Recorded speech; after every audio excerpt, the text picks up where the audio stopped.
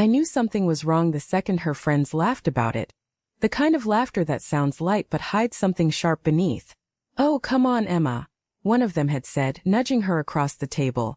"You've always said if Daniel ever messed up, you've got your backup lover ready to step in."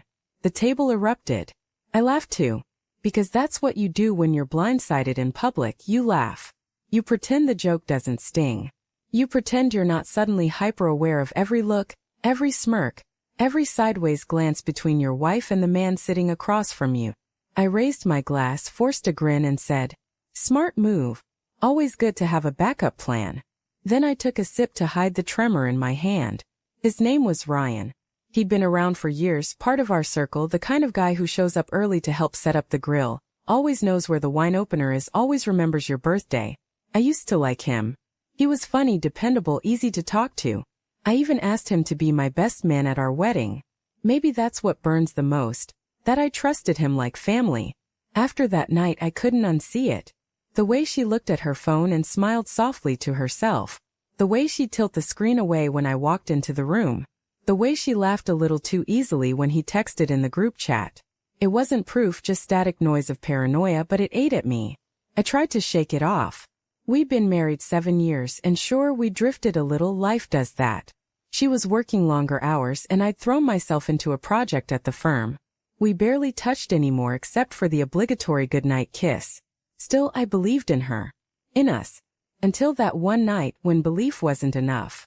She was getting ready for another one of those casual hangouts with her friends, the same group that had laughed about her backup lover. I was on the couch, half watching a rerun, when she came out of the bedroom in that blue dress I hadn't seen in a year, the one she'd worn on our anniversary. "You look beautiful," I said. She smiled faintly, adjusted her earring and said, "Thanks. Who's going tonight?" I asked, pretending it was casual. "Oh, just the usual," she said, slipping her heels on. "Sarah, Megan, Ryan." She stopped just for a beat too long. My heart did that quiet twist. "You okay with that?" she added quickly, half laughing like she was daring me to make it a thing. "Why wouldn't I be?" I said, smiling through my teeth. "He's your backup, right?" She froze, mascara wand halfway to her lashes. "Daniel, it was a joke." "Yeah," I said softly. "I know." She left without kissing me goodbye. That night I couldn't sit still. I kept checking my phone, scrolling through old photos of us. Vacations, Christmas mornings, her leaning against my shoulder, my arm around her waist like I could protect her from everything. I wondered when exactly I'd stop being enough. At midnight, she still wasn't home. I texted, "Everything okay?" No response. I waited another hour before I called. It rang twice, then went to voicemail. Around 1:15, I heard the car pull into the driveway. I didn't move. She came in quietly, thinking I was asleep. I watched from the dark as she kicked off her heels and went straight to the kitchen, poured herself a glass of water, then leaned against the counter, eyes closed, smiling to herself. A smile that wasn't for me. The next morning I said nothing. I made her coffee just like always. She kissed my cheek, said thank you, and left for work. But her lipstick left a faint stain on the cup, and I found myself staring at it like it was evidence. I told myself I needed to stop. I wasn't a jealous man. I wasn't going to turn into that paranoid husband checking her messages or tracking her car. But that same week, she left her phone on the counter while she showered. It lit up with a message from R. My hands moved before I could think. R. Last night was perfect. Still smiling. My stomach dropped. I didn't scroll. I didn't need to. The words were simple enough to end 7 years of certainty. I put the phone down, walked outside, and sat on the porch until she came out in her robe, towel around her hair, pretending nothing had changed. "Hey," she said. "You okay?" "Who's R?" Her face didn't move at first. Then she blinked. "Work friend." "You sure?" I said quietly. She hesitated, just enough for me to know.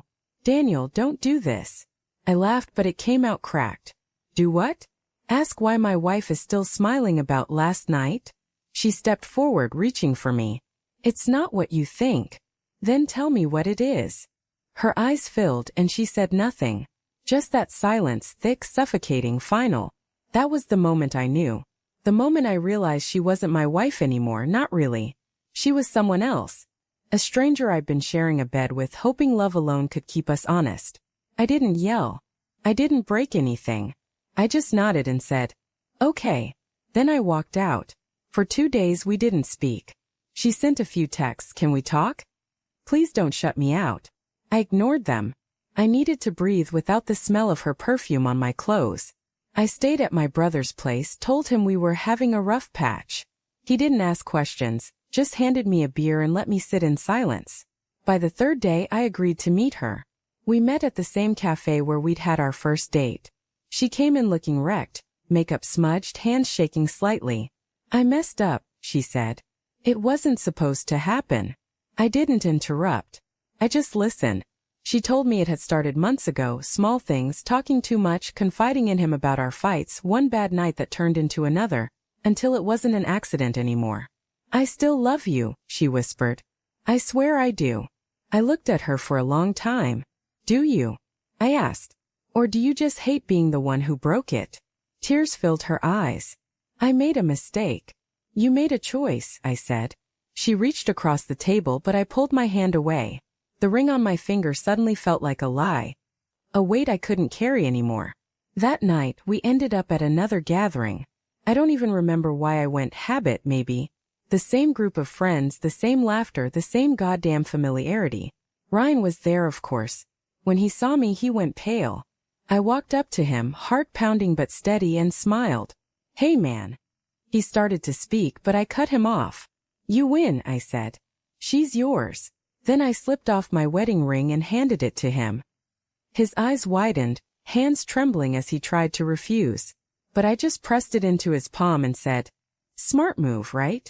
The room went silent. I didn't wait for an answer. I turned and walked out into the cold night, the laughter dying behind me. I drove without knowing where I was going. Just the hum of the road, the ghost of her voice in my head, and the hollow space where love used to live.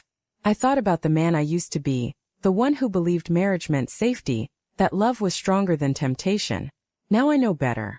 Love isn't armor. It's exposure. It's standing naked in front of someone and praying they don't pick up a knife. When I finally stopped the car, the dawn was breaking. Soft light spilling across the horizon like forgiveness I didn't yet deserve. I sat there and whispered, "You kept your back up, Emma. I just lost mine." And that was the truth. She had a plan for if I ever messed up, but I never had one for when she did.